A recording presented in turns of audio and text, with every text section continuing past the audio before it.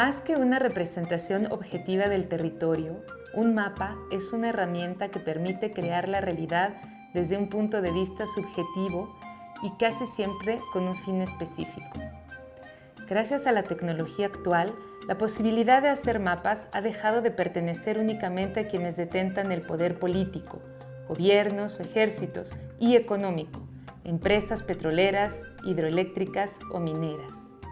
Por primera vez en la historia, los ciudadanos y las comunidades tienen la posibilidad de emanciparse y mapear sus territorios.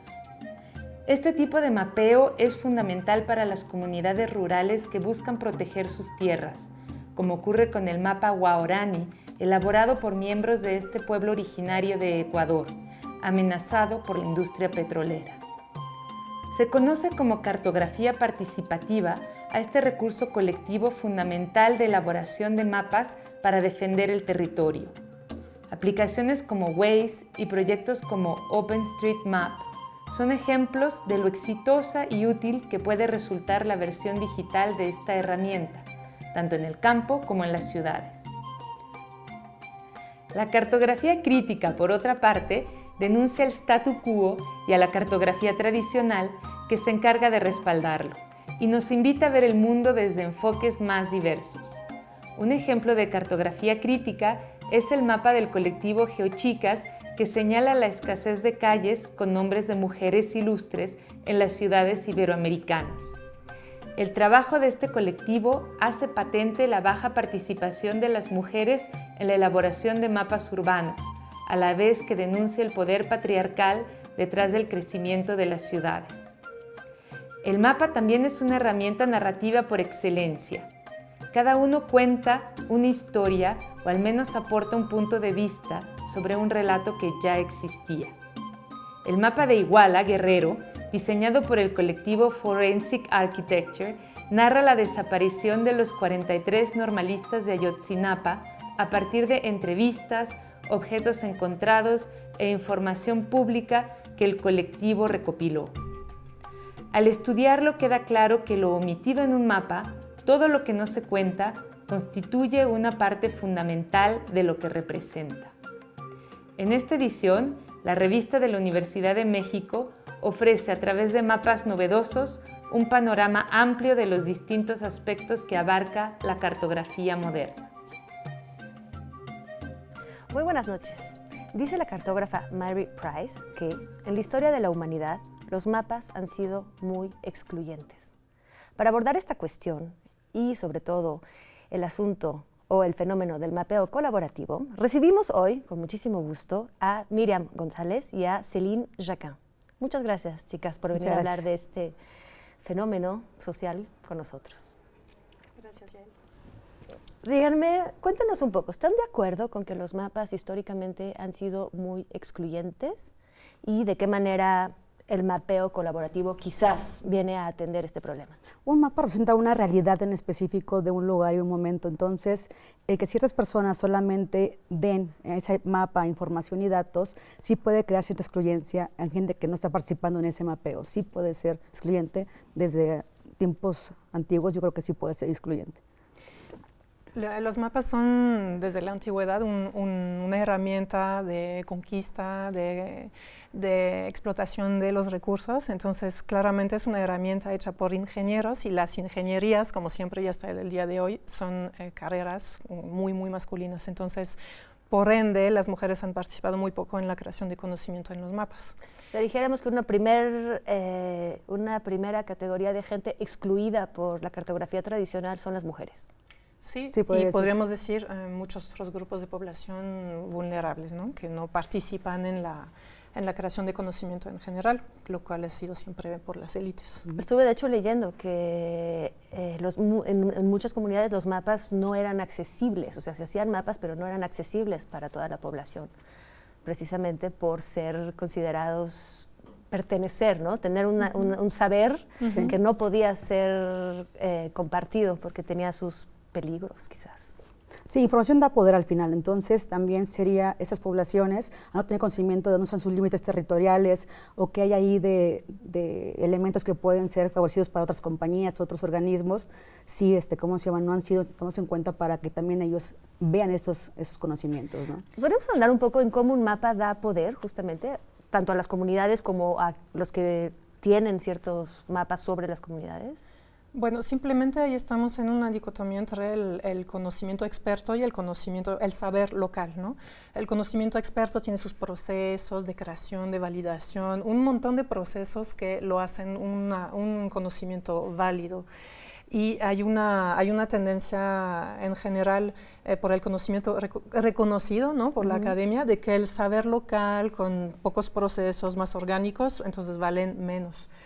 Y pues hasta ahí está el punto de la aparición de OpenStreetMap, ¿no? Entonces estamos con una persona que no es forzosamente de un grupo social vulnerable ni aislado, que tiene necesidad de generar un conocimiento para su mismo uso, para poder llevar a cabo su práctica profesional, porque es un arquitecto, ¿no? Steve Coast. Por ejemplo. Entonces, empieza a generar el conocimiento a partir de nada. De acuerdo, entonces acabas de mencionar OpenStreetMaps, ¿no? Como mapas abierto de calles, ¿no? Sería una traducción en español. Y a su fundador, cuéntanos un poquito cómo funciona OpenStreetMaps, cuál es su objetivo y cómo se participa.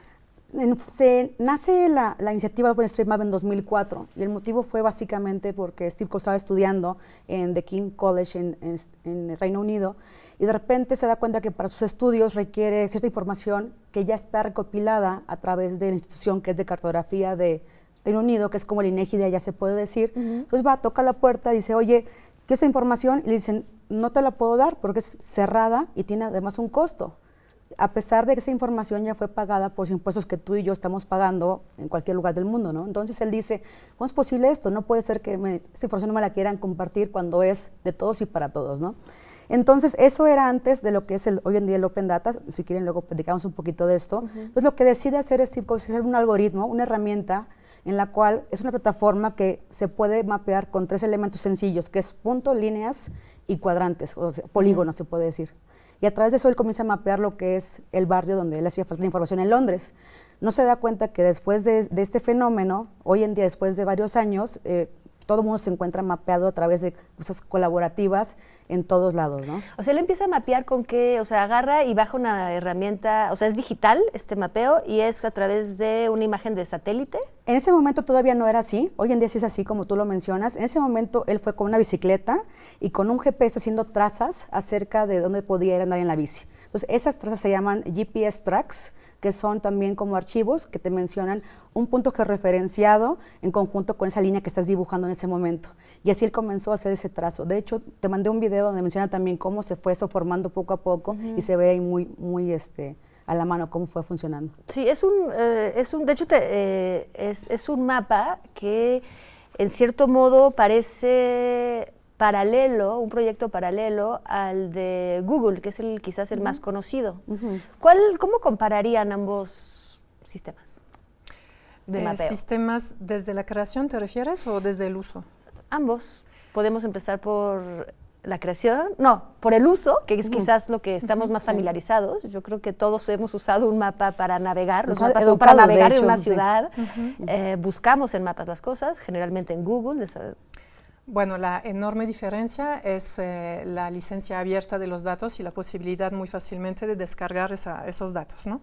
Entonces, esto da una multiplicidad de uso para todos los grupos de población, hablando de los desarrolladores que van a generar tecnologías para navegar. Entonces, el ciudadano en cualquier lugar del mundo se puede beneficiar de esa información.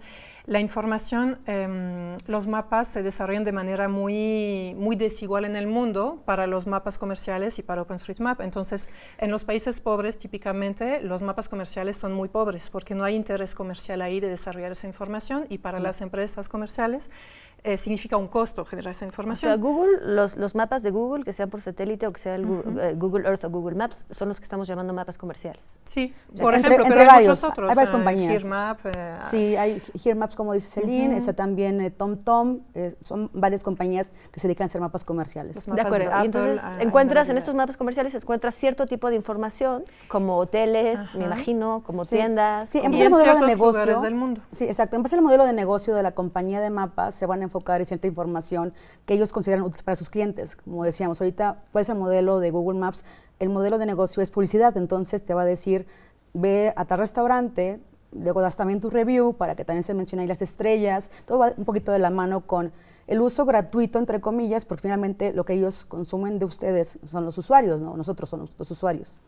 Claro, finalmente también usan nuestra información, pero donde quizás está la diferencia es que no nos permiten retomar la información que les dimos. Eso es... Exacto, esa información no la puedes descargar de ninguna manera. Una aplicación, un desarrollador puede ocupar la información base de Google pagando un costo relativamente alto, lo cual entonces genera también un cierto monopolio de empresas tecnológicas que tienen el poder adquisitivo Pero si tú para esa agarras y dices, a ver, información. yo quiero saber cuántos hospitales hay en todo el país, Google, por favor, dame esta información, no te la va a dar. Puedes necesitas consultarla pagar. libremente en la Puedes plataforma de mirarla consulta, y tú mirarla, mapearla. pero no extrae esos datos. No extrae esos datos. Exacto.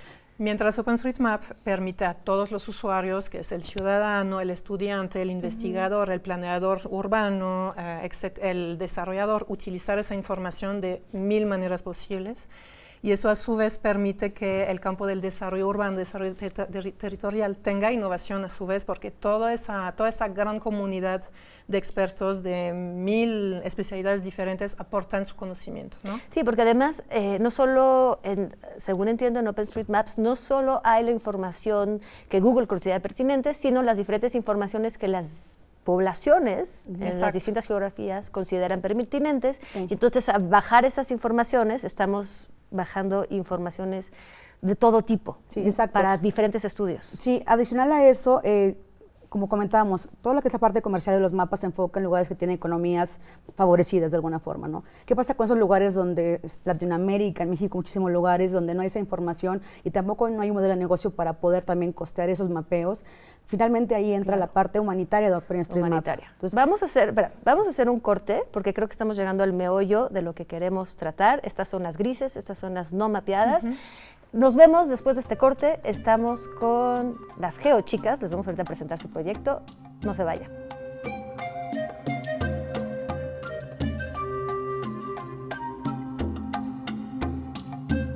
Estamos de vuelta con Miriam González y Céline Jacquin hablando de mapeo colaborativo. Nos quedamos antes del corte sobre la cuestión de las zonas grises, las zonas no mapeadas por los mapas comerciales, por este tipo de cartografía. Sí. ¿Qué se trata y cómo lo aborda el OpenStreetMap, Sí, por ejemplo? sí, imaginemos que queremos tomar una decisión en un lugar y ese lugar no tiene información de calles, no tiene información de edificaciones. Entonces, ¿cómo puedes llevar ese lugar agua potable? ¿Cómo puedes llevar alumbrado público? ¿Cómo puedes llevar escuelas si no tienes ahí también definido quién vive ahí, ¿no? O cómo atender un desastre. También en ese caso, ¿no? Entonces, lo que se ha hecho en varias iniciativas por parte de la parte humanitaria de OpenStreetMap es mapear esos lugares. Por el contrario, como decimos, mapas comerciales, enfocarse donde no hay nada de datos para que también esas poblaciones surjan en los mapas y aparezcan también ahí. Claro, donde no hay interés comercial. Exactamente. Entonces, hay un par de ejemplos que les puedo dar. Uno sería MapKibera. Se hizo un proyecto en Kenia hace algunos años y, de hecho, hay unos comparativos donde se ve el día de hoy el mapa comercial, cómo tiene un par de calles y realmente cómo está de denso esa población, que es una parte olvidada en Kenia, que son miles de personas que viven ahí, ¿no? Y cómo se han tomado decisiones en base a esta población ya mapeada para poder traer escuelas, cultura y más cosas, ¿no? ¿Y quién hizo ese mapa? ¿La población misma? Sí, en conjunto con un fondo que se hizo de Estados Unidos, la población fue contratada y educada para crear mapas, por ejemplo. En el caso de México tuvimos también el percance de hace casi un año de los terremotos. Entonces, lo que nos dimos cuenta es que todo el sur de México también tiene muy pocos datos. Entonces, si hablamos de datos a nivel gobierno federal, el INEGI tiene una información bastante buena de algunas cosas, pero a nivel de detalles llega solamente hasta el nivel manzana en las poblaciones. No tiene detalle de en esa manzana cuántas casas existen, por ejemplo. Entonces, al existir el terremoto de septiembre en el sur de México, el primero que hubo, se levantó una activación humanitaria en el cual decidimos mapear Juchitán, Tehuantepec, Salina Cruz, Ixtepec, otras poblaciones, porque no sabíamos ahí cuánta gente estaba afectada. Si no tienes un antes, ¿cómo puede haber un después de quién fue afectado en esos lugares, ¿no? Y realmente la línea de trabajo humanitaria de OpenStreetMap empezó después del sismo de Haití en el 2010, donde entonces otro ejemplo donde estamos en un país, bueno, Haití es un país donde no existe un Instituto Nacional de Estadística, no existe ningún mapa y es una zona gris para los mapas comerciales, ¿no? Y es tan terrenal la necesidad como, pues, Médicos Sin Frontera, como sabe dónde hay poblaciones, dónde sabe dónde hay localidades y cuánta gente vive ahí, ¿no? Entonces, lo que Miriam llama las activaciones es un grupo de OpenStreetMap que manda a través de todas sus redes sociales, a través de los foros, de las listas de mails, de todas las redes sociales, un llamado para mapear en un día, porque es un día lo que se necesita para poder operar, para salvar la gente. Después de eso, como un maratón. Es un maratón a nivel global, con una comunidad que hoy día alcanza un poco más de 4 millones de personas y en un día se mapeó completamente Haití. Y desde entonces es un programa de trabajo permanente que traquea en el mundo entero los cataclismos que están llegando, naturales o conflictos armados, guerras, para aportar ese nivel de detalle de casas, que aún en países como México, donde tenemos una buena calidad de datos, no se llega a tal nivel, porque es un costo exagerado. Escucharlo de Juchitán me sorprende. Pensé que era un lugar muy mapeado y estoy enterando que no lo es al detalle necesario. Tiene el mismo nivel de mapeo muy bueno, otra vez, pocos países tienen ese nivel de información, pero todo el territorio está mapeado hasta el nivel manzana. El nivel manzana, de acuerdo. Ok, esta es la parte humanitaria. Vamos a ver un poquito más qué hablan, qué narran los mapas o qué informaciones dan distintos mapas. Para eso quiero que primero me hablen un poquito del proyecto de ustedes. Ustedes son las Geochicas en México, hay en varios lugares del mundo. ¿Qué es Geochicas? Sí, hace más o menos como 10 años hice una encuesta, que todavía no estábamos realmente involucrados en Geochicas, en el cual se veía cuánta gente de toda la comunidad OpenStreetMap eran mujeres. Se descubrió que eran 3%. Nosotros comenzamos a participar hace como 4 o 3 años ya juntos aquí en México, y hace 2 años decidimos que hacía falta levantar la voz y tener más mujeres dentro de la parte de mapeo. Porque finalmente cuando un mapa es creado por ciertas personas, tiene sesgos. Es un mapa que nada más tiene cierta parte representada, no toda la parte global que puede ser una equidad de género que también ahí se muestra en un mapa, ¿no? Entonces un mapa, los iconitos exactamente y todo lo que señala es lo que conviene a la población o lo que le parece interesante a la población que lo está creando. Por ejemplo, si yo hiciera un mapa, pondría a todos los museos y los centros culturales y quizás no me fijaría en lo que necesitarían otras. Eso yo pondría restaurantes, por ejemplo. Entonces, la participación de las mujeres es importante porque ponen cosas que interesan a las mujeres. Exactamente. Como centros de salud, por ejemplo, centros también de cuidado infantil, ¿qué más? Un montón de infraestructuras que impactan en su vida diaria. Quizás, por ejemplo, hay un montón de cosas. Las mujeres utilizan mucho más el transporte público que los hombres. Es una tendencia en el mundo entero porque la mujer accede a menos recursos en el hogar. Si hay un carro, no es la mujer quien va a usar este carro. Entonces, el nivel de detalle del sistema de transporte público en el mapa le sirve más a las mujeres, pero los hombres conciben esos mapas, entonces no existe ese nivel de detalle. Entonces, las mujeres utilizan herramientas que son carentes respecto a sus necesidades.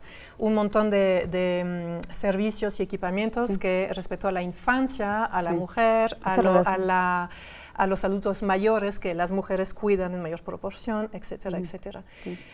Y hay muchas cosas derivadas que impactan realmente la calidad de vida que deberían de estar en el mapa. Por ejemplo, el alumbrado público es una infraestructura que generalmente no aparece en el mapa porque es una cosita, ¿no? Es un detalle, pero el alumbrado público, estábamos viendo que en pueblos rurales de Bolivia, es solo un ejemplo, hay un montón así.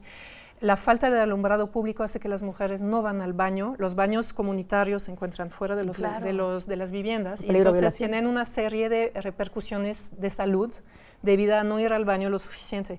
Porque si van afuera en la noche, pues es peligroso. Ahorita que me lo dices, ¿no? Me encantaría tener un mapa de las calles mejor alumbradas porque circularía por ellas como mujer definitivamente por la noche. Así es. De acuerdo. Y en Geochicas, ¿qué cosas han hecho? En GeoChicas hemos tratado de que cada vez más mujeres sepan la importancia de la información geoespacial abierta y colaborativa, creada por todos, todas y para todas. Eso es una cuestión. Otra cuestión es que también cada vez más mujeres, obtener como fondos para que cada vez mujeres vayan a conferencias en la cual también se comenten proyectos creados para mujeres. Eso también queremos llevarlo a cabo. Me llamó mucho la atención un proyecto dentro de los muchos proyectos, sobre todo de difusión del mapeo que tienen ustedes. Me pareció muy atractivo por la manera en que se puede consultar, que es las calles de las mujeres. Así es. ¿Cómo es esto? Sí. Este proyecto nació junto con Wikipedia para poder también concientizar a las personas cómo en la ciudad, qué porcentaje de las calles están bajo el nombre de un hombre o bajo el nombre de una mujer. Es muy interesante porque lo que vimos es que, por ejemplo, en Argentina, en Buenos Aires, solamente 6% de todas las calles son a nombre de mujeres, con nombres de mujeres. El más alto sería La Habana, Cuba, que es un 38%, que nos sorprendió muchísimo porque el promedio realmente mucho más bajo que eso. Y en México 12% de las calles en la Ciudad de México vienen con nombres de mujeres. Entonces también ahí es un espacio donde está representado de menor cantidad las mujeres que han participado en la historia de nuestro país, ¿no? Sí, y me gustó mucho ese mapa porque entonces puedes, como es muy gráfico, puedes ver dónde están localizadas las calles. De hecho, es muy simpático ver en el de Argentina que hay un barrio que hace subir mucho el porcentaje porque se dedicó a las mujeres que eran relevantes. Y me encantó también de ese mapa que de cada calle, las que tienen un artículo en Wikipedia, puedes ir a ver quiénes son. Entonces te vas enterando quiénes son todas estas mujeres y van tomando un papel por lo menos más importante en la vida de algunos de nosotros, ¿no? Porque ya sabemos quiénes son. ¿Creen que este tipo de práctica cartográfica es una práctica política? Pues claramente, bueno, este proyecto que citaste anteriormente es una activación que habla finalmente de reconocimiento de la participación intelectual de las mujeres en la historia, ¿no? Sí. Y todo lo que hacemos se trata de eso, impulsar que las mujeres tomen un rol más fuerte, que se empoderen en el tema que nos interesa, que es la generación de conocimiento. Entonces, por una parte en GeoChicas, de hecho el grupo ha crecido mucho y ya no va a ser tan limitado a América Latina, ya tenemos personas en Europa y algunas personas en Asia, ahí hay un problema de idioma, pero que aprendan español. Donde buscamos realmente masivamente que se aumente el conocimiento técnico, tecnológico y la reflexión basada en datos. Entonces, sí es un acto político. Lo segundo es que, bueno, a nivel México, pero también todas esas mujeres del grupo GeoChicas, participen en gestiones locales con sus gobiernos, con sus autoridades para impulsar el tema del uso y de la producción de datos abiertos, que el conocimiento esté democratizado para todos los temas las razones que hemos mencionado anteriormente, ¿no? Para aumentar el conocimiento de la academia, de todas esas mujeres que participan desde su profesión. Para el auditorio explicarlo, son datos que uno puede descargar y utilizar sin pagar patentes, sin pagar... Exactamente. Tiene licencias que te permiten tanto su uso, tanto su modificación, relanzamiento de otra forma y también inclusive comercializarlos para lo que te haga falta. Sí, lo que está muy padre por ejemplo, de OpenStreetMaps es que puedes agarrar cualquier mapa y cambiarlo, o sea, tienes todo el software y puedes cambiarlo hacia lo que tú necesitas mapear. Otro producto derivado. Claro, un producto derivado. Y datos abiertos significa también, entonces, acceso fácil, legal y gratuito y en formatos aprovechables. Se dice formato legible por una máquina, es decir, un formato útil, no un PDF o unas cosas escritas a mano, no. Algo que yo puedo aprovechar sin dedicar un tiempo, sin invertir entonces un dinero importante para poder volverlo a aprovechar. Y ya que estamos en esto de trabajar con este tipo de software, ¿cómo se implica la gente? ¿Cómo se puede implicar la gente? El auditorio. Sí, hay varias formas. Tenemos, de hecho, en las redes sociales algunos videos donde se enseña cómo mapear desde ceros. También hacemos mapatones cada más o menos 3 a 4 meses en alguna universidad. Mapatones, entonces hay que estar pendientes de... Así es. ¿Cuál es la red social? OpenStreetMap MX en Twitter y en Facebook también, igual, OpenStreetMap. Y también GeoChicas OSM en Twitter estamos. Para los mapatones. Sí, cualquier persona puede llevarlo a cabo, realmente es bien sencillo, es tener ganas y una computadora, realmente es muy sencillo. También hay aplicaciones que te permiten hacer mapeos en campo y también se puede mostrar eso mediante un video o una teleconferencia. ¿Y cuáles creerían ustedes que son como el trabajo de mapeo colaborativo más urgente en México hoy? ¿Qué urge? ¿Qué hace falta? Bueno, nos enfocamos en particular sobre la cuestión humanitaria y de infraestructura, porque finalmente OpenStreetMap es una base de datos de esto, y en el tema de prevención, entonces de zonas vulnerables.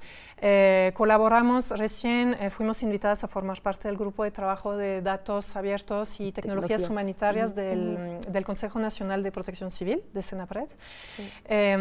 Colaboramos con asociaciones civiles como Techo, Observatorio de la Vivienda, justamente para identificar asentamientos irregulares que están en zonas vulnerables. Que vuelve todo vulnerable. Se que nos no está existen en el acabando mapa el tiempo. porque Algo que quieran son añadir rapidísimo. Me imagino que hay un mapa de cosas que faltan por decir. Pues invitamos a la gente a estar pendiente de lo que hacemos, porque tenemos muchas acciones de capacitación y de difusión. Entonces mencionamos los mapatones, pero antes de los mapatones generalmente explicamos de lo que se trata. Entonces es una conferencia, es una capacitación. Y su importancia decimos también mucho en estos eventos que hacemos, ¿no? Tenemos mucho material online y pues invitamos a las mujeres en específico a unirse a grupos donde se socializa el conocimiento, porque de ahí pasa algo bastante mágico. Son los famosos espacios reservados, ¿no? Que mucha gente critica, ¿por qué no nos mezclamos con hombres? Bueno, no. La cuestión es que ahí acceden personas que simplemente agarran confianza por estar entre mujeres y simplemente no hubiera accedido a grupos donde se hablan de esas cosas sin esos espacios. De acuerdo. Entonces, muy bien, pues bueno. Les agradezco muchísimo. Gracias por la invitación. Nos vamos a seguir, por supuesto. Y yo, pues, dejaré abierta la pregunta. ¿Qué falta en los mapas que consultamos todos los días? Yo creo que cada quien puede ahorita pensar en qué es lo que falta y tenemos la noticia de que se puede añadir. De hecho, sobre ese punto muy rápidamente, en el inicio de GeoChicas generamos en redes sociales una lluvia de ideas diciendo a las personas, a las mujeres y también a los hombres, ¿ustedes qué opinan? ¿Qué falta en el mapa? Denos 3 ejemplos de lo que según ustedes falta para que las mujeres estén más a gusto con Perfecto, la invitación está abierta, por favor, manden su propuesta. Muy buenas noches, nos vemos el próximo viernes, 8:30.